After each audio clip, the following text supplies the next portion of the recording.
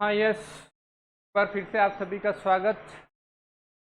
Next अपन बात करते हैं कुष्मांड कुल की सब्जियों के बारे में। कुष्मांड कुल की सब्जियां यानी जितनी भी बेल वाली सब्जियां हैं वो कुष्मांड कुल के अंतर्गत आती है। ठीक है, इनको कुकर बीट्स बोलते हैं। क्या बोलते हैं? Cooker beats. इंग्लिश में बोलते हैं इसको कुकर बीट्स और हिंदी में बोलते हैं इनको कुष्मांड कुल की सब्जियां। ठीक है, तो कुष्मांड कुल की सब्जियों में पहले तो जनरल बात कर लेते हैं कि भाई कुष्मांड कुल की सब्जियां होती कौन कौन सी है। देखो, गर्मी के अंदर जितनी भी बेल वाली सब्जियां हैं जिनमें बेल होती है लंबी, है ना, वो जो बेल होती है वो वाली सब्जियां सारी कुष्मांड कुल में आती है।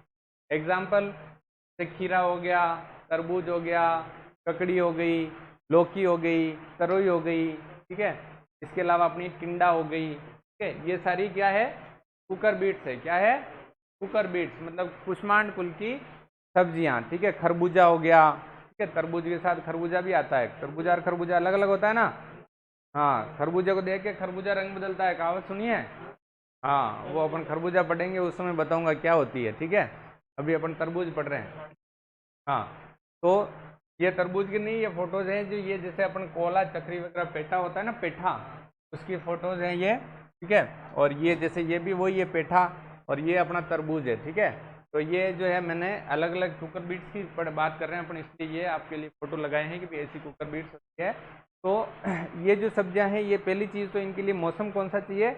गर्म मौसम, है ना। ज्यादातर मतलब जायद के अंदर ये उगाई जाती है। ठीक है, और वर्षा ऋतु में भी इनको आसानी से उगाया जा सकता है। ठीक है, तो ज्यादातर जायद की क्रॉप है, मतलब गर्म मौसम की सब्जियां हैं कुकर बीट्स जितनी भी है। ठीक है, अब बात करें कि इनके अंदर फल का प्रकार है वो क्या होता है? पीपो। ठीक है, ये भी कुष्मांड कुल की सब्जियां हैं, उसमें फल का प्रकार होता है पीपो। पीपो का मतलब इतने बड़े फल होते हैं जिनके जो है छोटे छोटे छोटे बीज पाए जाते हैं। तो उस फल के प्रकार को क्या बोलते हैं अपन?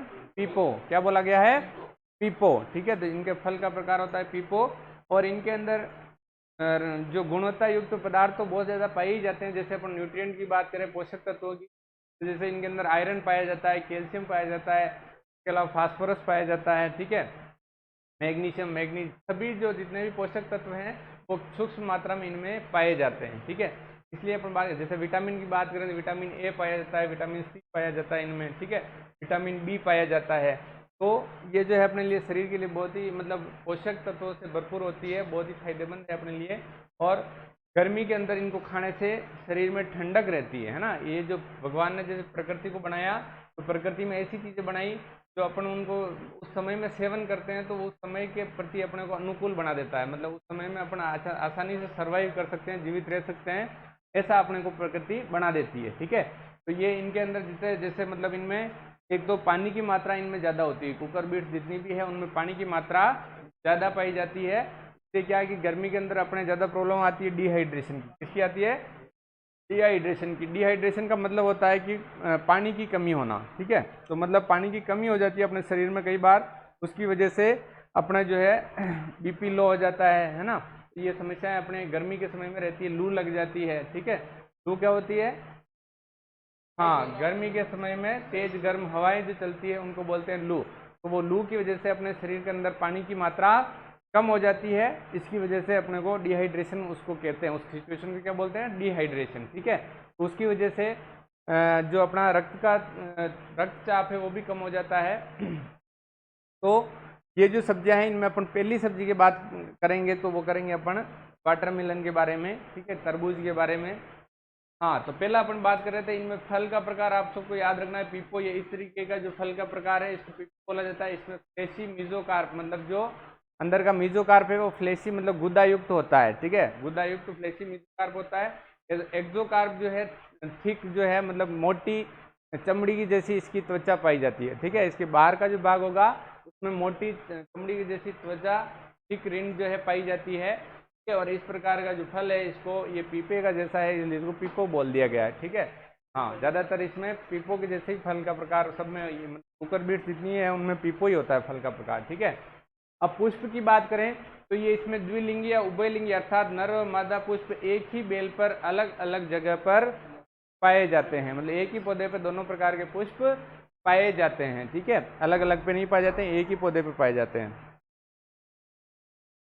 हाँ, नेक्स्ट अपन बात करते हैं परागण की। तो इनमें जो परागण होता है वो किससे होता है?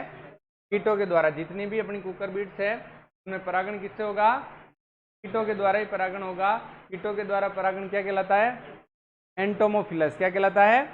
एंटोमोफिलस। कीटों के द्वारा परागण एंटोमोफिलस कहलाता है। ठीक है, नेक्स्ट बात करते हैं अपन कुष्मांड कुल की सब्जियों में फलों का कड़वापन किसके कारण होता है? कुकुरबिटेसिन के कारण। किसके कारण? कुकुरबिटेसिन के कारण। ये इंपॉर्टेंट है, क्वेश्चन आता है कि भाई कुष्मांड कुल की सब्जियां हैं उनमें फलों में कड़वापन किसके कारण होता है? तो कुकुरबिटेसिन के कारण। और करेले के लिए क्वेश्चन इसलिए आता है तो वो किसके कारण होता है? मेमोडिसिन, है ना। करेले में कड़वापन होता है अपना मेमोडिसिन तत्व के कारण। मेमोडिसिन तत्व के कारण। उल्टा है, मतलब जो इसमें तो कुकुरबिटेसिन होता है, इसमें मेमोडिसिन है। तो यही कुष्मांड कुल का ही है, करेला कुष्मांड कुल में आता है ना। हाँ, ठीक है, परंतु इसके अंदर मेमोडिसिन तत्व जो है वो माना जाता है अपने कड़वेपन का कारण। ठीक है, और कुकुरबिटेसिन माना जाता है कुकुरबिट्स। दूसरी सारी कुकुरबिट्स में कुकुरबिटेसिन कड़वेपन का कारण है और करेले के अंदर मेमोडिसिन तत्व। ठीक है, जलवायु की बात करें तो गर्म जलवायु के पौधे हैं सारे कुकुरबिट्स। ठीक है, 25 से 30 डिग्री सेंटीग्रेड तापमान इनकी खेती के लिए उपयुक्त माना जाता है। ठीक है, और ये जितने भी पौधे हैं ये डे न्यूट्रल प्लांट होते हैं। सभी कुकुरबिट्स जितने भी हैं वो डे न्यूट्रल प्लांट है, मतलब इनको साल में कभी भी अपन उगा सकते हैं। ठीक है, इनके लिए दिन की लंबाई का अवधि का कोई फर्क नहीं पड़ता है, इसमें फ्लोवरिंग हो जाती है। ठीक है, अब बात करते हैं अपन तरबूज के बारे में। किसके बारे में? तरबूज के बारे में। तरबूज जो है गर्मियों में खाया जाने वाला सबसे अच्छा फल इसको आप कह सकते हो। फल खाते हैं, सब्जी खाते हैं तरबूज की? फल खाते हैं ना, पका हुआ अंडा से है ना, इसके अंदर बीज होते हैं नहीं होते हैं? होते हैं। बेदाना भी होता है जिसमें बीज नहीं पाए जाते हैं, सीडलेस भी होता है, परंतु इसका जो फल अपन खा रहे हैं वो पका हुआ ही खाते हैं, कच्चे को। हाँ, इसमें नहीं दिख रहे हैं, इसमें ये बेदाना है ये। ठीक है, ये जो फोटो दिख रहा है वो बेदाना वाला है। ठीक है, सीडलेस। तो हाँ, ये खेतों में इस तरीके से लगते हैं। ठीक है, ये खेत का फोटो है सीधा, और ये फिर अपने लाने के बाद का फोटो है, काट के अपन ने खींचा हुआ फोटो है। हाँ, ठीक है, तो इसके अंदर जो है देखो, एक तो आयरन पाए, इस न्यूट्रिएंट तो वो के वही सब में लगभग सब्जियों में सेम ही पाए जाते हैं, परंतु इसमें भी आयरन ज़्यादा पाया जाता है, लोह तत्व ज़्यादा पाया जाता है, जो अपने शरीर के लिए फायदेमंद है। दूसरा, इसके अंदर सबसे ज़्यादा पानी, है ना। क्वेश्चन आता है कि भाई सब्जियों में सबसे ज़्यादा पानी किस सब्जी में पाया जाता है? तो अपना वाटरमेलन है। क्या है? वाटरमेलन। इसको सब्जी के रूप में इसलिए रखा गया है सब्जी के बीच में क्योंकि ये इसको कच्चा भी खा सकते हैं अपन। ठीक है, तो इसलिए इसको सब्जी के रूप में भी अपन बात करते हैं कि इसको सब्जियों के अंदर अपन पढ़ रहे हैं। ठीक है, हाँ, तो ये जो है इसके अंदर पानी लगभग 95% तक इसमें पानी पाया जाता है। ठीक है, और इसमें लोहा पाया जाता है, कैल्शियम पाया जाता है, विटामिन ए अधिक मात्रा में पाया जाता है जो अपनी आंखों की रोशनी बढ़ाने का काम करता है। ठीक है, तो इस प्रकार से फल का प्रकार इसमें भी वो सेम है। ठीक है, वानस्पतिक नाम है इसका सिट्रुलस लेनेटस। सिट्रुलस लेनेटस। तरबूज का वानस्पतिक नाम क्या है? सिट्रुलस लेनेटस। सिट्रुलस लेनेटस। ठीक है, नेक्स्ट बात करते हैं कुल की। तो ये कुकुरबिटेसी कुल है, सभी के लिए कुकुरबिटेसी कुल ही है। जितनी भी अपन कुकुरबिट्स पढ़ेंगे उनका कुल एक ही होगा, कुकुरबिटेसी। ठीक है, ताकि बार बार अलग अलग याद रखने की जरूरत नहीं पड़ेगी, एक ही याद रखना है, कुकुरबिटेसी। ठीक है, गुणसूत्र की बात करें तो 22 कितने होते हैं इसमें? 22 होते हैं। 2 = 22। उत्पत्ति स्थान इसका उष्ण अफ्रीका यानी ट्रॉपिकल अफ्रीका। हिंदी में भी ट्रॉपिकल अफ्रीका लिखा हुआ मिलेगा, ये उष्ण अफ्रीका लिखा हुआ मिलता नहीं है, पर मैंने लिख दिया तुम्हारे लिए। आपको याद रखना है ट्रॉपिकल अफ्रीका। क्या याद रखना है? ट्रॉपिकल अफ्रीका इसका उत्पत्ति स्थान माना जाता है। जहाँ पे गर्मी ज़्यादा पड़ती है तो वहीं पे ये वाइल्ड स्पीसीज के रूप में पहले उत्पन्न हुए थे। उसके बाद इसकी अच्छी अच्छी वेराइटियाँ जो है हाइब्रिड वेराइटियाँ तैयार की गई और अब ये पूरे विश्व में खेती की जा रही है। खाने योग्य बाग फल, क्या खाते हैं इसका? फल खाते हैं। क्या पत्ता खाते हैं? फल खाते हैं। ठीक है, खाने योग्य बाग क्या है? फल है, जिसको क्या कहते हैं? पीपो। क्या बोलते हैं? पीपो। तरबूज में पानी की मात्रा पाई जाती है 92 से 95%। ये सबसे महत्वपूर्ण है और अच्छा, इसके अंदर पानी की मात्रा इतनी पाई जाती है जो ये क्या काम करता है? गर्मी के अंदर अपने तापमान को कम करता है, शरीर के तापमान जो बढ़ता है ना उसको कम करता है, ये मेंटेन करता है। ठीक है, और इसकी वजह से जो है मतलब कभी जैसे जिसको ज़्यादा गुस्सा आता है उसको भी ये खाना चाहिए। जैसे कहते हैं कि भाई ये दिमाग को ठंडा करने का काम करता है। क्या करता है? दिमाग को ठंडा करने का काम भी करता है। ठीक है, तो इसलिए जो है इस तरबूज की बहुत इंपॉर्टेंस है अपने जीवन में। तो गर्मी के समय तरबूज खाने का जरूर प्रयास करना चाहिए क्योंकि ज़्यादा महंगे भी नहीं मिलते हैं तरबूज। ठीक है, हाँ, अब आता है विषैला पदार्थ। इसमें सीरोटोनिन नामक जो विषैला पदार्थ है वो भी पाया जाता है, मतलब अधिक मात्रा में इसका सेवन करते हैं तो ये नुकसान अपने को हो सकता है इसका, बाकी कोई नुकसान अपने शरीर को नहीं होता है। विषैला पदार्थ कौन सा पाया जाता है? सीरोटोनिन। कौन सा पाया जाता है? सीरोटोनिन नामक विषैला पदार्थ इसमें पाया जाता है। फल उत्पादन हेतु उपयुक्त तापमान कितना है? 24 से 27 डिग्री सेंटीग्रेड। बीज अंकुरण हेतु उपयुक्त तापमान 25 से 30 डिग्री सेंटीग्रेड। आपको तो एक याद रह जाए तो ही बहुत है, दोनों अलग अलग याद नहीं रहे कोई बात नहीं, एक ही दोनों ही कॉमन ही है लगभग, ज्यादा कोई डिफरेंस नहीं है। ठीक है, नेक्स्ट बात करते हैं अपन तरबूज को नदियों के किनारे उगाना। ये बहुत ही इंपॉर्टेंट पॉइंट है अपना। ठीक है, तरबूज ही नहीं, इसमें कुष्मांड कुल सारा आ गया।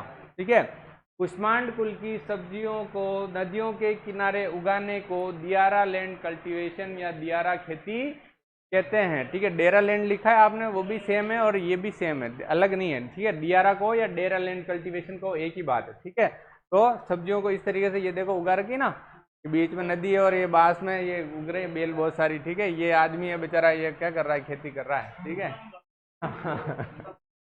ये इधर सब्जियां तोड़ के भर रहे हैं। ठीक है, तो ये डेरा लैंड कल्टीवेशन कर रहे हैं। क्या कर रहे हैं?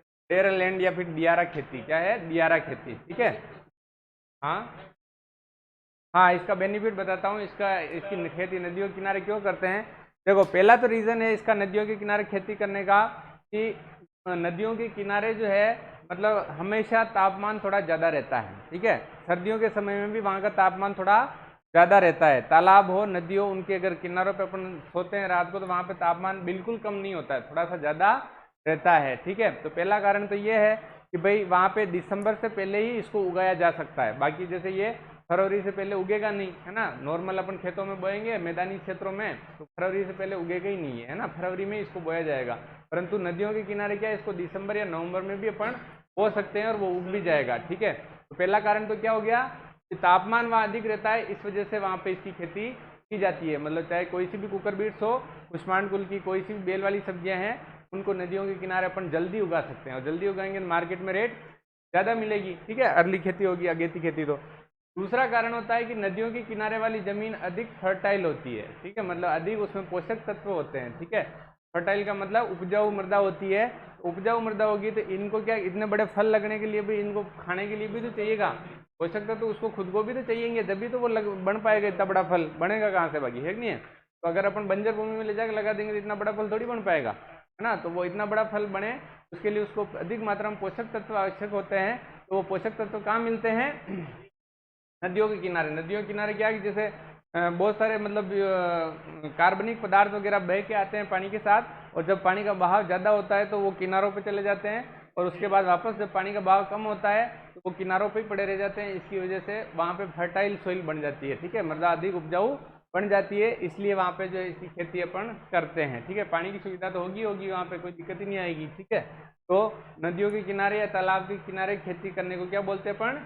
दियारा खेती या डेरा लैंड कल्टीवेशन इंग्लिश में बोलते हैं। ठीक है, दिसंबर से जनवरी में अपन उगा सकते हैं। ठीक है, ये क्लियर है? हाँ, पेटा फार्मिंग बोलते हैं, बिल्कुल बिल्कुल बोलते हैं। ठीक है, पेटा फार्मिंग मतलब पेटे में, नदियों के पेटे में खेती करना पेटा फार्मिंग हो गया। ठीक है, पेटे में मतलब पेट में नहीं, हाँ बिल्कुल उसके पास में कर रहे हैं इसलिए।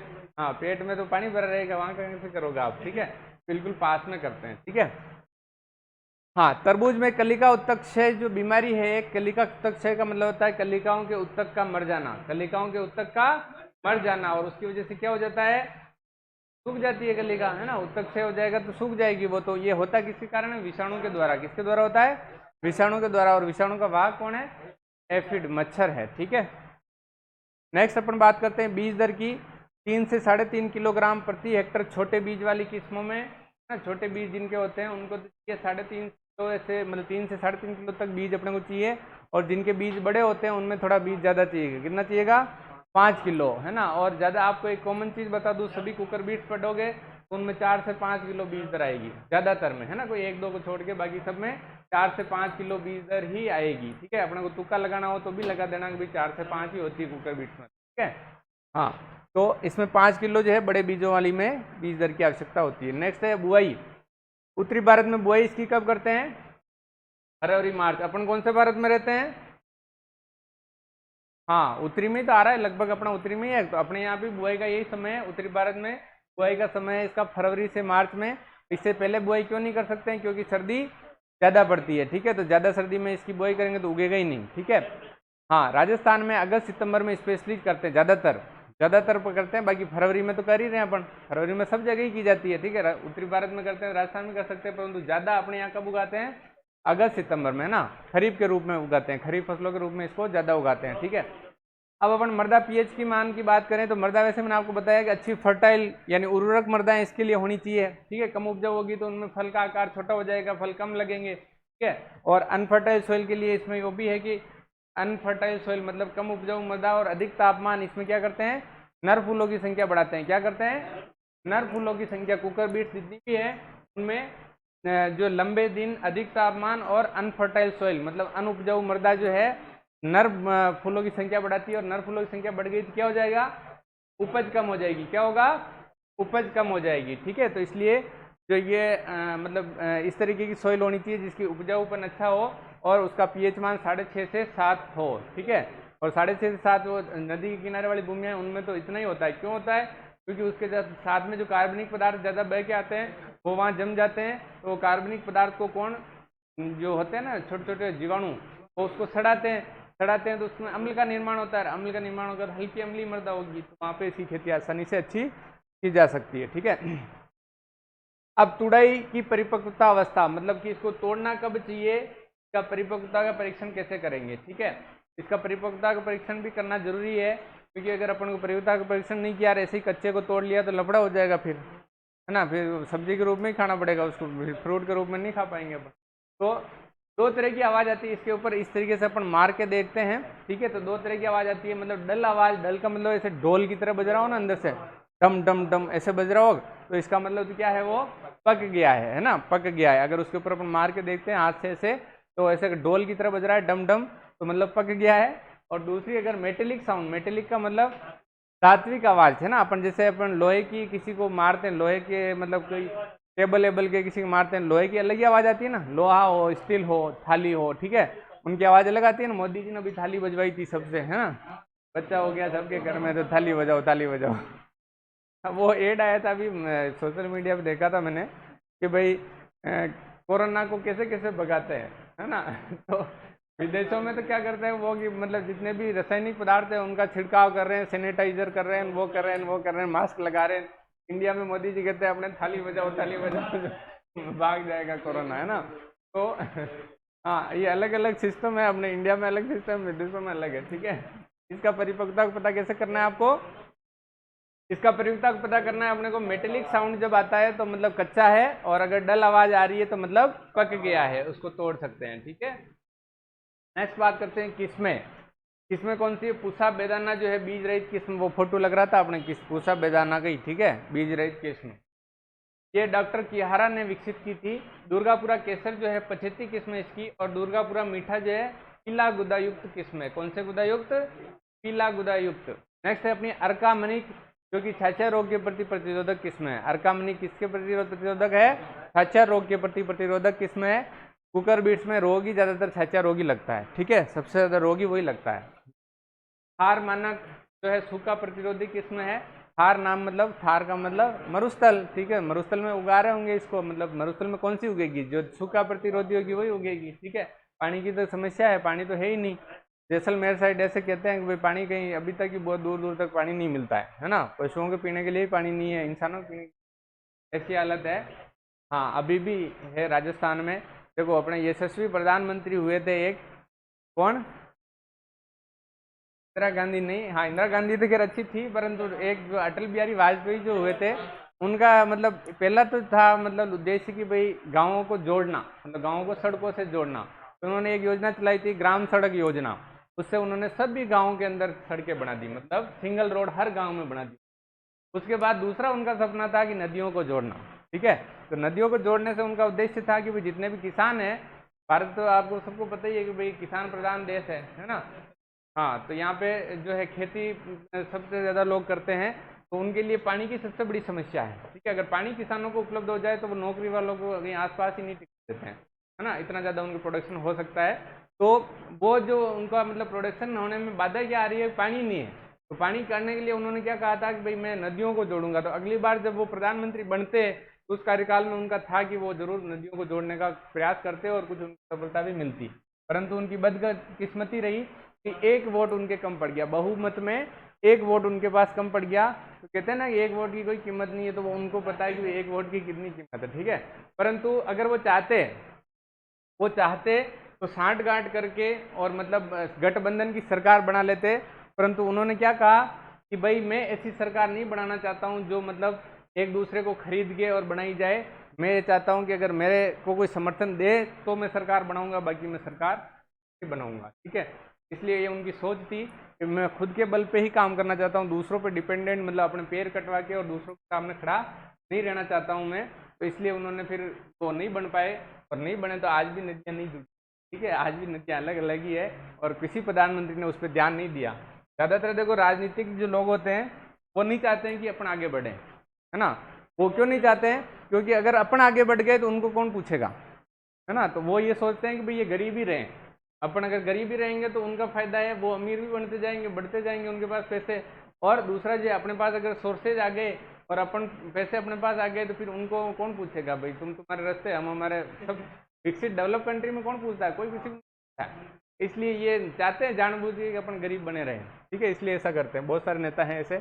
हाँ, अब अपन आगे बात करते हैं, वापस अपन टॉपिक पे आ जाते हैं। असाही और यामेटो। असाही और यामेटो जो है जापान से आयातित किस्म है। असाही यामेटो एक ही किस्म है जो जापान से आयातित किस्म है। शुगर बेबी जिसमें अत्यधिक मीठी किस्म है और टीएसएस इसमें 11 से 13% पाया जाता है। क्वेश्चन आता है कि भाई तरबूज की सबसे मीठी किस्म कौन सी है, शुगर बेबी। कौन सी बेबी, शुगर बेबी, ठीक है। हाँ, तो अर्का ज्योति भी एक इसकी किस्म है जिसकी ज़्यादा कोई इंपोर्टेंस नहीं है। हाँ, उपज की बात करें तो 30 से 40 टन प्रति हेक्टर कितनी होती है, 30 से 40 टन प्रति हेक्टर इसकी उपज हो जाती है। और भंडारण के लिए उपयुक्त तापमान है 24 डिग्री सेंटीग्रेड, ठीक है। 24 डिग्री सेंटीग्रेड पर उस समय तक इतना ज़्यादा तापमान पर भी इसको रख सक रहे हैं, ये देखो नोटिस करने वाली बात है। 24 डिग्री सेंटीग्रेड तापमान पर इसको रख सक रहे हैं। इसलिए अपन देखते हैं कि ट्रॉलियाँ की ट्रॉलियाँ भर के और लोग लेके घूमते हैं, वहाँ जहाँ रखते हैं दुकानें लगाते हैं वहीं बड़े बड़े ढेर लगा देते हैं, है ना। हाँ, तो वो खराब नहीं होता, मतलब अधिक तापमान रहता है वहाँ पे, तो भी छाया के अंदर लगभग 24 डिग्री सेंटीग्रेड तापमान रहे तब तक ये खराब नहीं होते हैं, ठीक है। कायिक विकार की बात करते हैं, इसमें कौन कौन से कायिक विकार होते हैं। तो पहला है अपना ब्लॉसम एंड रोट, बेर, है ना, बेर शॉर्ट में इसको बोलते हैं। ब्लॉसम एंड रोट जो है ये क्यों होता है, उच्च तापमान और कैल्शियम की कमी के कारण। उच्च तापमान और कैल्शियम की कमी के कारण इस तरह का हो जाता है। ब्लॉसम का मतलब जहाँ पे फूल जुड़ा होता है वहाँ पे ये सड़ने लग जाता है, इस तरीके से काला पड़ के और सड़ने लग जाता है, उसको बोलते हैं ब्लॉसम एंड रोट। क्या बोलते हैं, ब्लॉसम एंड रोट, ठीक है। दूसरा है अपना व्हाइट हार्ट।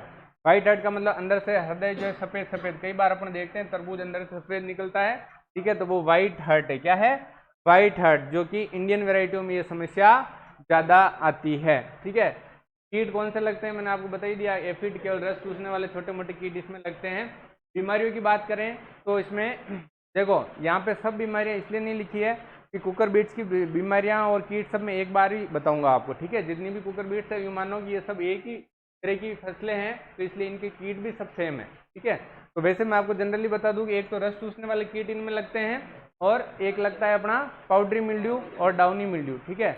और एक जो वो लगती है अपनी मकड़ी, कौन सी लगती है मकड़ी इसमें, रेड स्पाइडर माइट। कौन सी लगती है, रेड स्पाइडर माइट, मतलब लाल मकड़ी जो होती है वो इसके अंदर लगती है, कुकर बीट जितनी भी है उनमें लगती है, ठीक है। तो ये कुछ बीमारियां हैं वही लगती है इसके अंदर। और कीट जो है रस चूसने वाले कीट ज़्यादातर लगते हैं, या फिर फ्रूट बोरर कभी कभी लग सकता है, बहुत कम लगते हैं वो तो, बाकी ज़्यादातर जो है छोटे मोटे कीट ही इसके अंदर लगते हैं, ठीक है। अब कोई क्वेश्चन आपके मन में हो, पूछना चाह रहे हो तो पूछ सकते हो। एनी क्वेश्चन,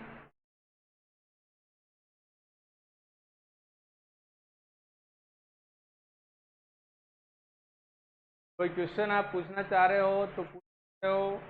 मेरी तरफ से ये क्रॉप कंप्लीट हो चुकी है।